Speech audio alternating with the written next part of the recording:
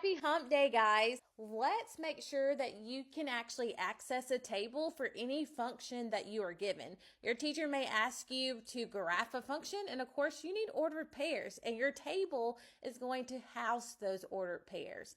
So you see the two functions that we have below. Let's go ahead and key those in. Very first example we have is y is equal to negative 2x, so let's type that in, plus 5. Now, you're going to press second, which is the blue button, but you're going to actually press graph. So second, and then hit graph. Notice you have a table. Now, normally your teacher gives you a 10 by 10 grid. So we want to make sure that we go up, so arrow up, until you get to negative 10.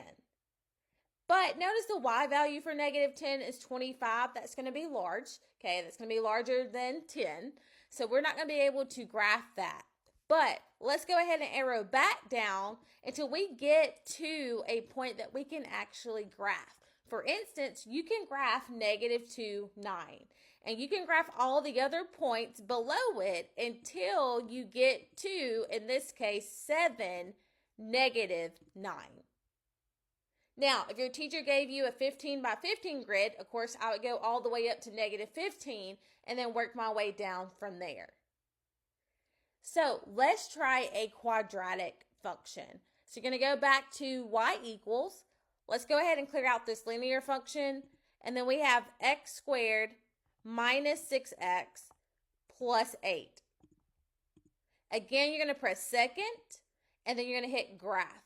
Now notice above graph, you see the word table in blue. So that's why second has to be hit first. Let's just say you had, again, a 10 by 10 grid.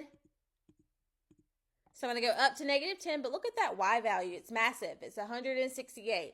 Okay, that's definitely larger than 10. So let's go ahead and arrow back down to something that we can actually graph on our plane. So notice 0, 8, definitely doable. Now we can go from 0, 8 all the way, in this case, to 6, 8. You can type in any function and access the table. So please allow that calculator to do that hard work for you. Come back tomorrow.